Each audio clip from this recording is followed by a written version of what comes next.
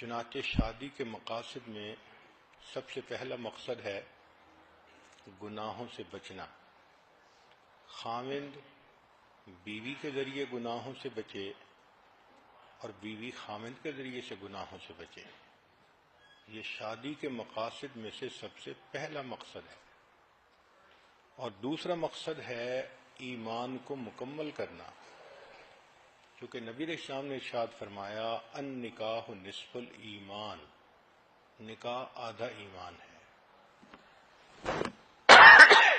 شادی سے پہلے انسان جتنا ہی نیک بن جائے ابھی آدھے ایمان پر عمل کر رہا ہے۔ نکاح ہونے کے بعد اب ایمان کی تکمیل ہو جاتی ہے، اس لیے اللہ تعالیٰ بندے کے اعمال کا اجر بڑھا دیتے ہیں۔ حدیث مبارکہ میں ہے کہ شادی سے پہلے ایک نماز پڑھیں تو ایک نماز کا ثواب، اور شادی ہونے کے بعد ایک نماز پڑھیں تو 21 نمازوں کا ثواب، اور بعض روایات میں 42 نمازوں کا ثواب۔ تو اعمال کا اجر بڑھ جاتا ہے۔ اس کی کیا وجہ ہے کہ رب کریم یہ فرماتے ہیں کہ میرے بندے، پہلے تیرے اوپر صرف حقوق العباد تھے، ایک نماز کا اجر ایک ملتا تھا کہ صرف حقوق اللہ تھے، اب تیرے اوپر حقوق العباد بھی آ گئے۔ ان حقوق العباد کو پورا کرتے ہوئے جب تم میرے حقوق کو بھی پورا کرو گے، میں پروردگار اعمال کی قیمت بڑھا دوں گا۔ تو شادی کے مقاصد میں سے پہلا میاں بیوی ایک دوسرے کے ذریعے سے گناہوں سے بچیں، اور دوسرا ایمان کی تکمیل ہو، اعمال کا اجر بڑھ جائے۔ تیسرا کہ دونوں کو عزت مل جائے۔ جب شادی ہو جاتی ہے تو خاوند بیوی کے لیے عزت کا سبب بنتا ہے، بیوی خاوند کے لیے عزت کا سبب بنتی ہے۔ پھر چوتھا مقصد محبت کا ملنا، کہ میاں بیوی دونوں ایک دوسرے کو محبتیں دیتے ہیں، محبتیں تقسیم کرتے ہیں، اور محبتوں بھری زندگی ہوتی ہے۔ پھر پانچواں مقصد ہے شریک حیات کا ملنا، کہ انسان زندگی کا ساتھی پا لیتا ہے،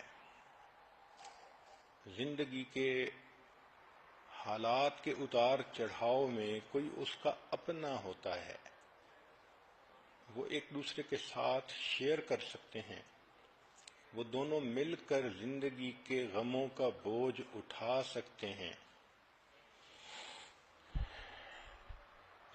پھر چھٹا مقصد ہوتا ہے اولاد کا ہونا، چنانچہ فطری خواہش ہے ہر انسان کی کہ اولاد ہو، اس لیے انبیاء کرام جیسی بزرگ ہستیاں بھی اللہ سے اولاد کے لیے دعائیں مانگتی رہیں۔ حضرت زکریا علیہ السلام نے دعا مانگی، رب انی وہن العظم منی واشتعل الرأس شیبا، اے میرے پروردگار، اتنا بوڑھا ہو گیا ہوں کہ میری ہڈیاں بوسیدہ ہو گئیں اور میرے بال سفید ہو گئے، لیکن ابھی بھی میں آپ کے درگاہ سے اس نعمت کے حاصل کرنے میں مایوس نہیں ہوا، میں ابھی بھی دعا مانگتا ہوں۔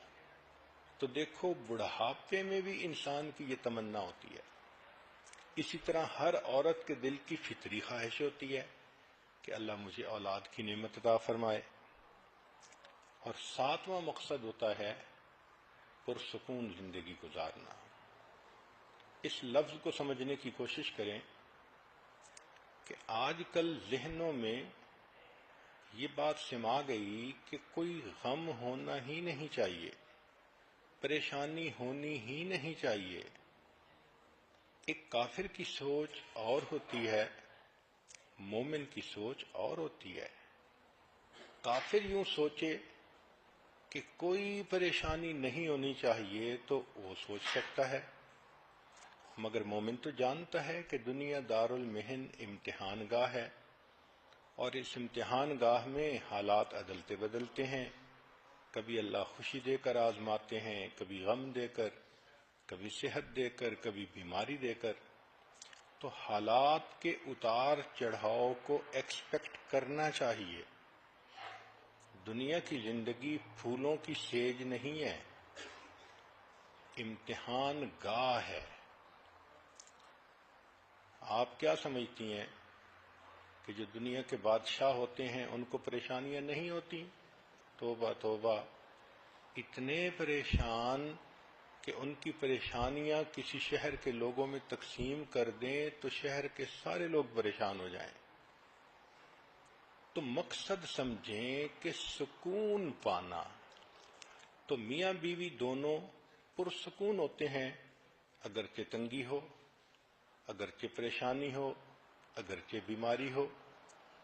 تو ان چیزوں کا ہونا الگ بات ہے، اور دلی سکون ہونا یہ الگ بات ہے۔